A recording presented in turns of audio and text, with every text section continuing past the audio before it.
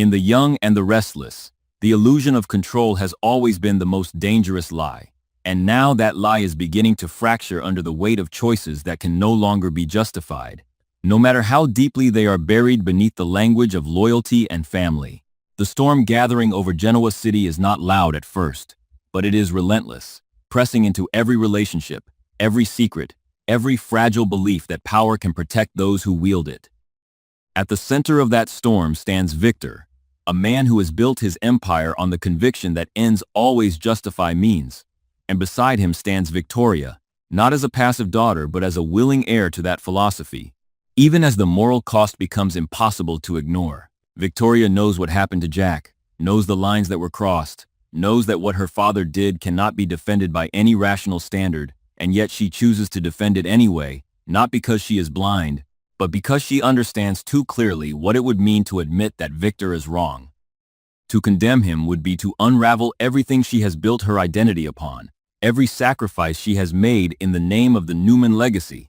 And so she does what she has always done when faced with unbearable truth. She reframes it, reshapes it, convinces herself that cruelty can be recast as protection, that brutality can be softened into necessity, that Jack is not a victim but a threat that had to be neutralized before he could destroy them. But beneath that carefully constructed loyalty, something begins to fracture. Victoria cannot fully silence the image of Jack as more than an enemy, cannot erase the recognition that this was not strategy but obsession, not defense but domination. And the more she tries to justify Victor's actions, the more she feels the weight of becoming him, of inheriting not just his empire but his darkness. That realization gnaws at her, quietly at first, then with increasing urgency, because loyalty that demands silence in the face of injustice is not loyalty at all, but surrender. Yet she cannot step away, not now, not when everything she has fought for depends on standing firm. So she hardens instead, doubling down, aligning herself even more tightly with Victor, convincing herself that doubt is weakness, that empathy is a liability, that to hesitate is to lose. It is a transformation that does not happen all at once, but it is unmistakable, and it leaves a trail of consequences that will not remain contained for long. Across town, another confrontation simmers with a very different kind of intensity, one fueled not by legacy but by pride, resentment, and the raw, volatile need to assert control over a narrative that has spun dangerously out of reach. Phyllis has never been one to retreat, and when Lily returns, carrying with her the weight of past betrayals and new accusations, the collision between them is inevitable. Lily's anger is precise, sharpened by the belief that Phyllis deliberately interfered with a plan that was meant to secure an advantage against the Newman Empire, a plan that required deception, manipulation, and a willingness to exploit fear as a weapon. Lily does not see herself as the villain in that scheme. She sees herself as someone who did what was necessary in a world where hesitation is punished and mercy is exploited. But Phyllis refuses to accept that framing, refuses to be cast as the disruptor when, in her mind, she is the only one willing to call out the hypocrisy that others hide behind strategy. Phyllis's fury is not just about the plan itself, but about what it represents, about the ease with which Lily justified manipulating Cain, about the calculated use of fear involving the twins, about the quiet assumption that emotional devastation is an acceptable cost if it leads to victory. For Phyllis, this is not strategy but betrayal of a different kind, a betrayal of trust, of humanity, of the unspoken lines that should never be crossed no matter how high the stakes become. And yet, even as she condemns Lily, there is a part of Phyllis that recognizes something uncomfortably familiar in those choices, because she herself has crossed lines, has manipulated, has lied, has justified actions that would be unforgivable if seen from the outside. That recognition only fuels her anger further, because it forces her to confront a truth she would rather avoid, that she and Lily are not opposites, but reflections, shaped by different circumstances, but driven by the same relentless need to win. Their conflict becomes more than personal, more than a clash of egos or competing strategies. It becomes a battle over identity, over who gets to define what is acceptable in a world where morality is constantly negotiated and often discarded. Lily stands firm in her belief that survival requires ruthlessness, that weakness invites destruction, that Cain's pain is collateral damage in a larger war. Phyllis counters with a fury that borders on desperation. insisting that there must be limits, that without them, there is nothing left but chaos, disguised as control. But neither woman is entirely right, and neither is entirely wrong. And that is what makes their conflict so volatile, so dangerous, because it is rooted not in clear moral ground, but in shifting, unstable territory where every argument can be turned, every justification can be challenged, and every decision carries consequences that extend far beyond the immediate moment. While these battles rage in Genoa City, another darker story unfolds in Las Vegas, where the illusion of control has already collapsed, leaving behind something far more dangerous: vulnerability.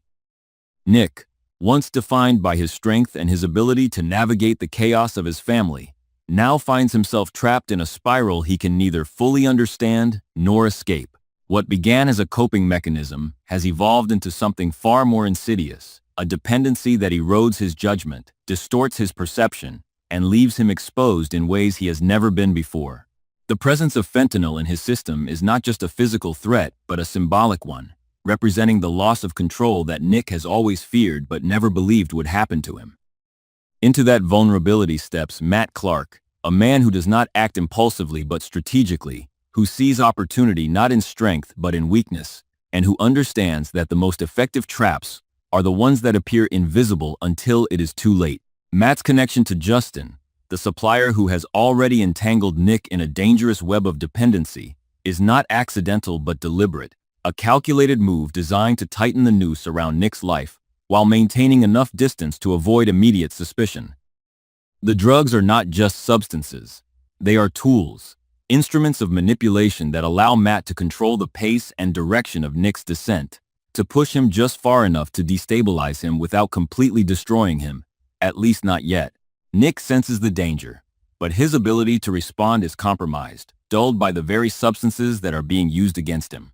Each decision he makes feels justified in the moment, necessary, even logical, but from the outside, the pattern is unmistakable, a gradual erosion of autonomy that leaves him increasingly dependent on the very forces that are orchestrating his downfall. And as his condition worsens, as the lines between choice and compulsion blur, Matt's plan begins to take shape, not as a single dramatic move, but as a series of small, calculated steps that lead Nick deeper into a situation he cannot control. Adam, drawn into this chaos by a combination of loyalty, suspicion, and his own unresolved conflicts with Nick, finds himself in a position that is both familiar and deeply uncomfortable. He has always operated in the shadows, always been willing to do what others would not, but this situation is different, because it is not about outmaneuvering an enemy or gaining an advantage, but about confronting the possibility that Nick may not be able to save himself. Adam's instincts tell him that Matt is orchestrating something far more dangerous than it appears, that the drugs are only part of a larger plan, but acting on those instincts requires him to step into a role he has never fully embraced, one that demands not just strategy, but responsibility.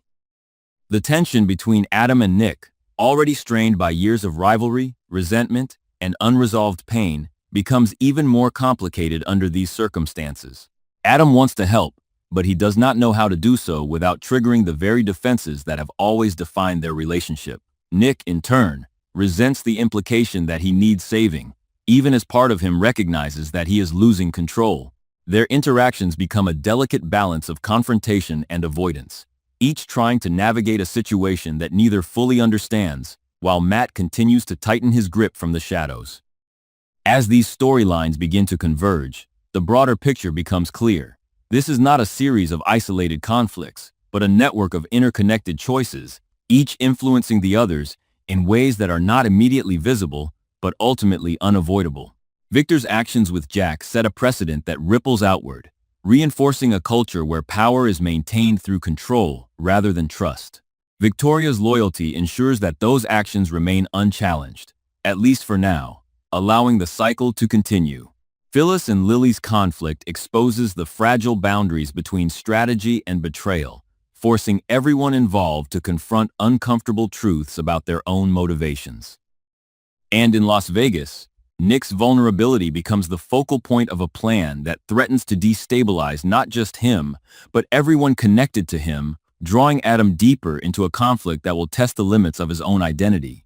What makes this moment so volatile is not just the individual choices being made, but the cumulative effect of those choices, the way they build upon each other, amplifying tensions, eroding trust, and creating a situation where even the smallest misstep can trigger consequences that spiral out of control.